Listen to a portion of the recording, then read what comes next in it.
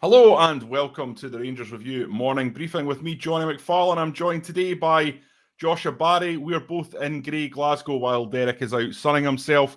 Currently at the Rangers Training Centre in Portugal, and we're getting loads of videos coming in of the players training. They'll be going up on our YouTube channel very, very soon indeed once we get them chopped together.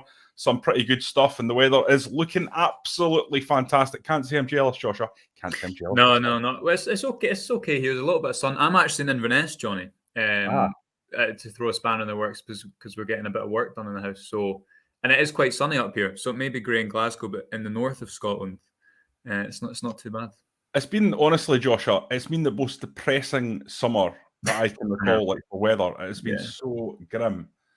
But there we go. That's such as life. We'll get away back on our foreign hollybobs, as you call them, at some point again, I'm sure. Right, okay, let's get into the red meat here. Tom Lawrence, heavily linked with Rangers yesterday during the day, and then last night came the news that, yes, indeed, a deal had been agreed. This is something we've been aware of, bubbling behind the scenes for quite a while. So this is a player who can operate across the front three, I think it's fair to say, Josh. Yeah. And in behind the front three if necessary. A guy who's got goals in terms of his CV and is clearly someone who can finish. If you just have a look at his YouTube videos, although I wouldn't get too carried away with anything like that. Yeah. But at the same time, you do get a picture of what a guy's capable of, and he seems like someone who's more than able to hit the back of the net. Now, the big question is, Josh, from what you've seen, is he going to be a starter? Is he going to be a guy who's going to be part of the squad? He's 28, so like Cholak, I need to get that right. Jeez, this could be a long season. Like Cholak, he is at the peak of his powers. So you've got to imagine, he's not a project player. He's not coming in to spend 2 or 3 years getting his game together and then explode on the scene. He's got to sort of get the header alight pretty fast. Yeah, I think obviously quality-wise, he's not going to be he's good enough definitely for the Scottish Premiership. I think it is obviously with these type of signings always more a question of how do they fit in, and will they be able to deliver. It very much looks like to me initially when I seen the links, but also kind of speaking to people from both sides about it. And initially, you kind of think, well, where does he fit in? Because a lot of his involvement from Derby came off the left side. He's not coming in to play as a central striker. He's not he's not the right wing profile that we kind of think that Van Bronckhorst likes, and he said in the past with a left footer and someone to hug the touchline and mirror what Kent does on the other side. So you think, where does he fit in?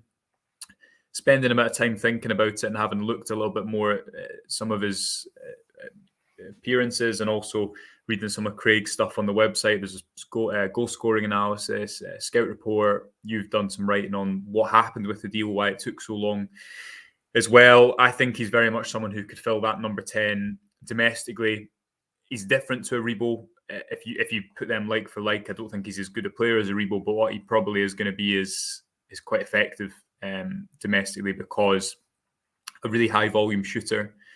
And I think that suits Van Bronckhorst football. It's the same way I'm writing a piece that I think will go out today in the newsletter, Jonny, about Alex Lowry and speaking about why he's maybe ready to make that step up and take on, assume responsibility in the first team. I think one of the reasons that Lowry's better suited to maybe Van Bronckhorst football than Gerrard's is because it is high risk and a little bit less maybe melodic in terms of getting the ball into the final third. So, as you say, 28, high volume shooter, pretty good finisher. I think he's someone that would just come in and add goals, and that's what Rangers need, bluntly. They've been quite good between both boxes, but I think it's players that maybe aren't always as pretty on the eye, like Aribo, who was as pretty on the eye as anyone in the Scottish Premiership, but scored 9 goals last season. If you need goals from midfield, you need a little bit more than 9. So I think it's interesting, obviously, as well. It's a free transfer. No transfer is free, and we don't know what wages he's on, but well, he was on a reasonable wage at Derby. You know that. Sorry?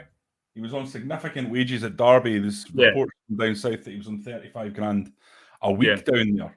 Yeah. So and obviously we don't know what it will be at Rangers. It might be that he's taking a cut. It might be that he's coming in to be one of Van Bronckhorst's main men domestically. What I think you can see with this Cholak signing, Jonny, and with the strong Lawrence links, it does look like Lawrence is going to be coming to Rangers. That is very much signings with a Van Bronckhorst stamp on it. We've not really seen that before. I think Ramsey, yes, but Ramsey was also circumstantial. Diallo, yes, but he didn't really play. Sands, yes, but he's not really played. I think these are two players you can see fit very much in the mold with what Van Bronckhorst wants to create domestically at Rangers. Yeah, I mean, if you look at just the bare numbers, Josh, goals and assists, 263 career appearances, 50 goals and 40 assists. So you're talking better than 1 in 3 goal contribution. So if you're playing 45 games for Rangers in a season, that would equate to 15 goals and assists, which is not bad. Yeah. But that's in a Derby side that's been a bit mercurial. Yes, they were up near the top under Frank Lampard, but last season they were relegated. And his stats for the last season, I think it was 9 and 30. So you've got to imagine putting a guy like that in a Rangers team that is high functioning, ball dominant, that you could get those numbers up quite easily. So I can see the logic in it. The one negative I think you can't escape is that in 184 appearances for Derby, he has had 35 yellow cards and 3 reds. You have to watch that in Scotland. Yeah, really well. Yeah. I did see some kind of suggestions about that, about maybe bringing a bit of baggage in terms of his conduct on the pitch. So maybe that may be one to keep an eye on. It hasn't been an issue for Rangers in recent years, not really since going back to Steven Gerrard's first season, where players seem to be really getting sent off every 2 games for a while. But again, the box-to-box thing was something that, you remember Steven Gerrard a lot at the start of last season. We're really good box-to-box. We didn't win the penalty boxes for a long time under Van Bronckhorst. There just wasn't enough goal scorers in that first team. Remember the stint where Rangers are playing a front 3 of Kent, Morelos and Scott Arfield. There's not enough goals in that to win you a league. I think that's a front 3 that, could do really well in Europe and did do well in Europe. That's a front 3 that played away in, I'm pretty sure, that played away in Borussia Dortmund and won a 4-2 game. In terms of breaking teams down, in terms of making the most of opportunities, I don't think that's a front 3 that's going to win you a Scottish Premiership. So the other point to this is that in the same way with Cholak, can he play with Morelos? Will he replace Morelos? What he will give you is that when Morelos isn't in the side, presuming that Morelos stays, you won't sacrifice that physicality. It allows for rotation. It allows a player to come off the bench who can replicate the style that the manager wants. And I think for Rangers, certainly by the end of last season, what you've seen with the change in style, and again, I wrote about this in the newsletter yesterday, there's similarities between Van Bronckhorst and Gerrard. Of course, the players can learn new styles, but there's also a real few areas of the pitch, for me, the central midfield and also the kind of Roof Hadji players on that right side that are signed for a different style of football, that are very much signed for a system. Roof and Hadji in particular, you need to recalibrate that for a new manager. And one of the ways I think you do that is getting goals and creativity into areas of the pitch that it wasn't required in under Gerrard. Gerrard didn't really have much of a goal-scoring midfielder. Arfield and Aribo go through patches, but I don't know if either of them have reached double figures in seasons since they've been in Scotland. So you see with Cholak bringing in a physical striker to back up Morelos, someone to play close to the box, someone who can be a target through pressure. And you see with Lawrence, certainly if he comes someone who looks on the surface of it to be a versatile attacker, but I guess his biggest selling point is high volume shooter. I think he's played international football as well. Am I right in saying that? Yes, he has. So. Well, so yeah, it'll be interesting to see, but it's good to see movement because Rangers competitive football kicks off in a matter of weeks, and what you want is these players to be acclimatized to Van Bronckhorst football as quick as possible before the kind of action kicks in. And manager was speaking about that on Rangers TV last night. There's a long interview. You can read the whole transcript over on the website just now. So yeah, exciting times with a few players coming in, and I expect a bit more movement to follow both in and out, Jonny. Yeah, just got a comment here from RFC56. Sell Aribo for 6 million, bring in Lawrence, Rangers going backwards. Listen, I think I want to put a bit of clarity onto this. Oh, yes, the deal was 6 million plus add-ons plus a sell-on fee, but I think we've got to be careful about going down this route of it's then 6 million. I mean, every other transfer fee that we report, Cameron Carter-Vickers, for example, going to Celtic, the fee is 10 million, but Celtic did not pay 10 million pounds up front for Cameron Carter-Vickers. It's 6 million plus add-ons. And there's a level of sort of social media scrutiny that comes under every Rangers transfer that is just noise that you have to ignore. The fact is, Rangers, I think, are very confident that the add-ons that have been put into this Aribo deal will take it up to that 10 million, and they feel that the addition of the sell-on, which is on top of those add-ons, gives them a very, very good opportunity to maximise. Now, what I would say is, say Joe Aribo goes for 60 million, right? I don't think it's going to happen, but he's got so much talent that it's not out with the realms of possibility. He goes down to Southampton and does really, really well for them.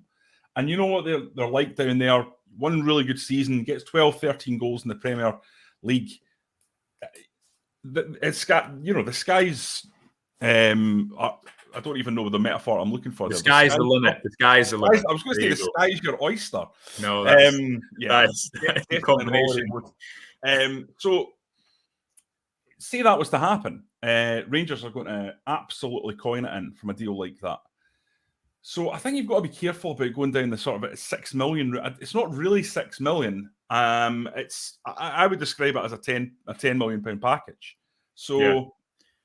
I think it's a bit unfair to just put it down as the absolute lowest amount it could be. I don't think any other club gets that level of scrutiny with the transfer business. I think it's circumstantial as well. You look at someone like Edward, for example, going for the all in all, what was it, 15 million package all in all last season, but he was bought in for what, 7 million? So the profit that you're making on him is, what's 15 minus 7, 8. You consider as well that he's a striker, maybe worth slightly more. I think you're right. The interesting, I guess, part of this argument is the club is always criticised, and all clubs are always criticised for just not getting a player signed up on a new contract. But that it's not a given. You know, when Aribo came up the road 3 years ago, he'd have known that long term he wanted to go back down south. That's nothing to do with a slight on the club that he was coming to join or anything to do with that. It's just the fact that the English Premier League is, where the majority of players want to go. Aribo, started his footballing career in England, and you can understand, just as Van Bronckhorst moved down to Arsenal, and when he was speaking about Aribo yesterday on Sky, there was a clear understanding that players have individual ambitions as well. So it's not a case of Aribo is definitely going to sign a new deal. And then I guess you've got to work within the realms of, okay, if he's here for 4 years, you look at the mileage that the Rangers got out of him for 3 years. And the amount of games that he played, which was quite remarkable. And if you get the 10 million package all in all, as you say, from what you understand, the club seems to be confident about the add-ons and the requirements for that. But then also the possibility of a sell-on. You can understand that people would want a little bit more up front, maybe. But I do think you have to provide some circumstance around the deal. And the thing with Lawrence is, I feel like Lawrence is the type of player who maybe just could come in and score a lot of goals in Scotland and isn't the flashiest of players necessarily, but is quite effective. Interested speaking to a few different people who I've watched him, so the likes of Patrick and Craig, who both write for our website. There's maybe a little bit dubious at the start as to where he's going to fit in. Why are we signing this guy? What's he about? But I think within the realms of Van Bronckhorst football, you can see where it makes sense. We'll just have to wait and see. Competition in the forward areas isn't a bad thing whatsoever, and he certainly seems like a character who wants to play football, coming at an important time, 28. And if he has rejected Sheffield United, who are a team that have ambitions of going up to the Premier League, then he's obviously ambitious coming up to Rangers, put it that way. Yeah. Any update on the Roof injury? Gary, we are going to have information on that. Derek is out there at the training centre in Portugal as we speak. So we'll be back on with a video with Derek at 6 p.m. But I'm sure in the meantime, the website and on our social feeds will have some info on that one. Moving down to some of the other comments that are coming in, Joshua. James saying the reason we scrutinise the board is because we're notorious for selling our players. James, I wasn't actually talking about the Rangers fans. I was talking about the Scottish Football Commentariat the general sort of Twitter scenario where you have anything to do with Rangers finances is completely scrutinised to the nth degree. I don't know if that's fair, low selling our players, Josh. What are the players that Rangers have undersold? I mean, I think people look now and say the Nathan Patterson price. Again, you know, some people will tell you 9 million, some people will tell you 12 million, some people will say 16 million. Again, that was a 16 million package. You'll have to obviously hit a lot of benchmarks to give Rangers that, but you know, it's what we're getting into the realms of here is debate about how you correctly report a transfer fee, and it's a pretty difficult one to get into. But I don't know if Rangers have historically sold under this board players for a low value.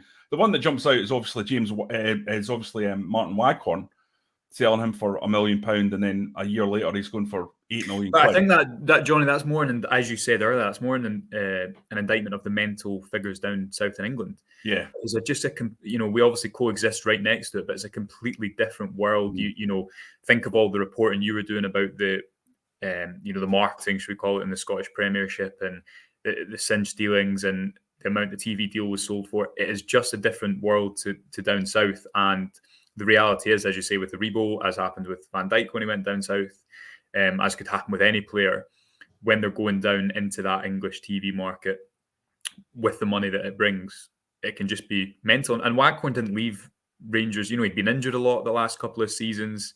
He didn't necessarily leave on a high, so to speak. So I completely forgot that was a thing, to be honest, the Waghorn deal. I think with Patterson, certainly in hindsight, you look at him and you think after 6 months, well, it's a good deal because he's not managed to really break in. Obviously, injuries as well as a bit of a circumstance. I'm sure he will going forwards. But you look at how much Aberdeen sold Calvin Ramsey to Liverpool for as well. I can't remember what that deal was in total, but I know he's not an international, but he's certainly very highly rated if he's going in to be Liverpool's backup right back. Yeah, absolutely. Listen, Josh, I've got a question here from Stevinho Cadinho, who's asking, we need a right back. I'm not buying this idea. Tav can't play right wing. Honestly, the Tav right wing clacks, and no. it'll never leave. I would just give a quick answer. I think yes, he can definitely defend. If you don't think he can defend, watch back the cup semi final against Celtic, the Old Firm Cup semi final, when he was absolutely brilliant. I think attacking from right back allows him to not always attack the opposition fullback. It allows him to arrive into areas which I think, especially now in this kind of modified role he'll play next season, where he can underlap and overlap, will be really effective. And look at his numbers from that area. You know, the type of areas that an attacking right back, especially an attacking right back like Tavernier, who is afforded the luxury of freedom in his team structure because he's so good, allows him to hit such numbers. And again, someone like Trent Alexander-Arnold is the perfect example of that. The areas that they can assume now are probably what a traditional right winger would have assumed kind of 10, 15 years ago. So obviously, it's not a stupid thing to say, because you look at his numbers and you think, surely move him up the pitch, move him further forward, decreases defensive responsibility, and he'll get you more goals. But I actually think the trick to get the best out of Tavernier, which Van Bronckhorst learns quite quickly, you'd say, Jonny, at Ibrox, is free him up in the offensive phase of the game, play up often a two-man midfield so you can cover him, which Ryan Jack did a lot last season, and it allows him to attack the box. And Rangers are going to occupy the final third for most games in the Scottish Premiership anyway. So, I think keep him where he is, and I'm sure he'll have another really good season. I think he's actually going to score more goals and assists next season, Jonny, especially if he's allowed to come in the field more. We were speaking about this on Tactics Talk on Heart and Hands Patreon yesterday, about the fact that how his role might change, and we've spoke about that plenty on this, and there's plenty of reading about that on the website as well. So, yes, there we go. It's definitely not a stupid point. It's definitely one. No, not at all. We've already seen Tavernier perform well there. Under Graham Murty, he played right wing against Celtic in the 1-1 draw where Clint Hill scored the late equaliser, and I thought was it not the cup semi-final? He's played more than once, but that's the one game that sticks out to me because he was very, very good in that game. But Tavernier's just one of those guys, doesn't let you down wherever he plays. But personally, Stevinho, I think he does his best work coming from deep. arriving a little bit later. But I respect the point, and certainly there's lots of people who believe that. So fair dues, my man. Other points here. There was one that grabbed me again. RFC 56, who's putting in a lot of good points. Certainly a lot of meaty topics to discuss. He's saying Roof is unreliable. I don't think we can really argue with that. I think he's a really good player, but I do agree. Morelos' finisher isn't great. Well, obviously I agree with that. I've been talking about that for quite some time. We have to sell Sakala and get a better number 9 and a right wing. Well, the only thing I would disagree with for RFC 56 there is I think that's what Cholak's coming to do. I think he's coming to be the guy who is the finisher. And if you look at his goal scoring records in Croatia and Sweden, I think the club will be thinking, we just ignore Greece. Greece hasn't worked. But if you look at these two clubs, this is a guy who scores 1 in every 2 games. So if he plays 50 games for Rangers this season, he'll score 25 goals. And Rangers will be more ball dominant and better. Same thing we talked about with Tom Lawrence than these two clubs are in their leagues, arguably. So I think Cholak is that man, RFC 56. And listen, if that's not the case, if they've got that wrong, then that's going to be a big one to have got wrong, because that's absolutely what Rangers need. I'm assuming you don't believe that he's the right man to fulfill that role. Josh, do you agree with me on that? Is that your take on what Cholak is going to give this squad? Yeah, I don't think I think where he'll differentiate from Morelos is, and his finish at Ibrox, both finishes actually are quite descriptive of this, and it's obviously easy to just kind of have confirmation bias because we've seen that game in the flesh. But having watched a bit more of him in terms of the way he finds the corners, I think he's a bit more refined in his finishing than Morelos. I think Morelos will still be a better all-consuming physical striker who has really earned his reputation on that. But Cholak, for me, is coming in not necessarily to play alongside him, but he's coming in to provide direct competition, which should get the best out of both of them. As Celtic did across the city with Giakoumakis and Kyogo next season, I think you need those 2 number 9s. How many number 9s did Walter Smith have in the 2008-9 season? Did 4 or 5, Darcheville, Boyd, Novo, Kuzan, and so one more? Off the top of my head, can't recall, but they certainly had Thomas Buffel was not, I think he's a 10, but a lot of goal scorers at that point. Yeah, you need goal scorers. So no, I think you're right to say that Roof's unreliable. It'll be interesting to see, I guess, what happens with Roof, because Roof only played as a central striker under Van Bronckhorst. He didn't play as number 10. He didn't play on that right-sided role as he did under Gerrard because it changed. And he only played as a central striker when Morelos had left. Was injured, so wasn't available for that last kind of month and a half, 2 months. So where does he fit in if he's not playing that many minutes? He's on, you'd imagine, pretty decent wages, Jonny, because the AG was brought into the club and his contribution in the first season. He's also really useful to bring off the bench in certain games, as we've seen. I think Aberdeen's a good example in the 1-0 game last season. So at the moment, I'd say that's a pretty good depth at number 9, presuming Rangers play 1 number 9. And Cholak certainly will be coming in to be that threat alongside Morelos, but also to allow him to rotate and provide a bit of much needed depth. That Rangers haven't had a striker like Morelos. Presuming they play a lot to Morelos, we know they're dependent on Morelos, because every time he's out the team, it takes a while to adapt to not having his strengths in that team. Rangers haven't had a striker like Morelos since Morelos has been at the club, in terms of someone who can be physical up top. Itten wasn't. Defoe's a different profile. Roof's a different profile. You can't play into him up the pitch in the same way. And I think Van Bronckhorst football is very dependent on that. So I think Cholak on the surface is a really good signing, an exciting signing, and certainly based on the finish. And we've seen at Ibrox that night, and also, as you say, Jonny, is spells, particularly outside of Greece, if the club are just thinking, look, let's write that off. I guess the proof will be in this season whether they were right to do that or not. Yeah, I think there's got to be a cognizance that in the market Rangers are shopping in, you're going to have to go after players who have had a bit of a bumpy ride at times if you're trying to find quality. I mean, Antonio Cholak, coming from his spell in Croatia, where he was prolific, that's a more expensive deal than the one that they've just done, because he struggled in Greece. There's no getting away from it. But Greek football can be quite idiosyncratic. In Greek football, Vasilios Barkas was a good goalkeeper. So strange world. It's a strange world. Sometimes things can be a bit topsy-turvy. Sometimes certain leagues are not a good fit for certain players. But I just see it with Cholak, and it'll be interesting 6 months down the line if I'm pretending that I've not said any of this stuff or not.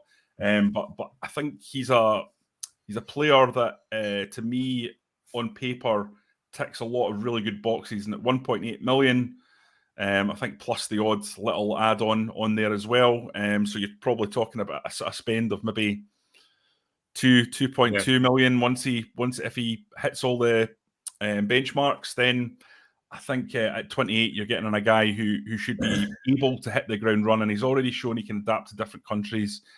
That's now Croatia, Sweden, Greece that he's performed in. So Scotland is another different culture, but I just feel like it's a gamble worth taking at that price point. I'm just going to read to you as well, Jonny, what he said this morning on Rangers TV, which is one of these nice little quotes that I think supporters will like.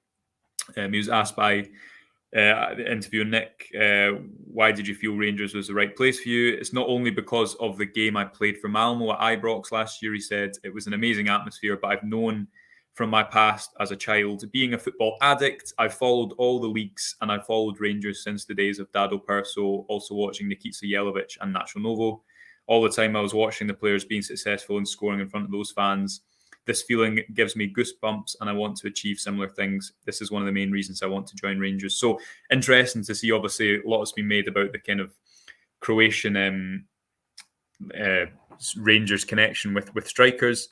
That wasn't a very good way to put it, but you know what I mean? The Croatian strikers that played for Rangers, just interesting to see. Cholak obviously recognised that as well. And players often come out with these things when they sign for new clubs, but certainly because, Croatia's not a huge country, you can imagine that he will indeed have watched a fair amount of Jelavic and Perso being a striker himself. And if he does half as good as either of those two, Jonny, then I think 1.8 million will be very, very good return in hindsight. Yeah, absolutely. Right, Joshua, we're going to have to put a draw line under this. We've already gone on for 27 minutes and we've got another show later on, so we don't want to just use ourselves up entirely in terms of the points we're going to make. So we're going to call it a day there. As I say, we'll be back with Derek at 6 p.m. Well, I'll certainly be back. I don't know about you, Josh, actually. You might be sunning yourself in Inverness. But we'll be back then with a couple of beers for a Friday night sit down. We'll stay on the air for about an hour, give you the full time. So come on then and fire any questions that we've not had a chance to answer. There are a number of good ones in there. So yeah, come back and we can get stuck into those. James Strachan, it's a good Gio Reyna one. We can get into that at 6 p.m. So make sure to come back and ask that again. Right, okay, guys, thanks for watching. We've got a deal up on the website. You get 2 months of the coverage for £2. You can't say fair on that. £2 for 2 months. Get onto the rangersreview.co.uk/subscribe and sign up on there. We'd also like to ask you guys, if any of you haven't signed up to subscribe for free to the actual website, to the YouTube channel, if you're watching on YouTube, if you could please subscribe, that would be terrific. That helps us get this video cast to as many people as possible. So hit that subscribe button and hit the notifications button as well. And that means you'll get a wee message to your phone or your device whenever we're about to go live. Sometimes we have days like today where we're supposed to go live at 9:30, but we can't until 10:30. Sorry about that. But that is the nature of the fast-moving world that is covering Rangers Football Club. Okay, folks, that's enough plugging for me. Until next time, thanks for watching.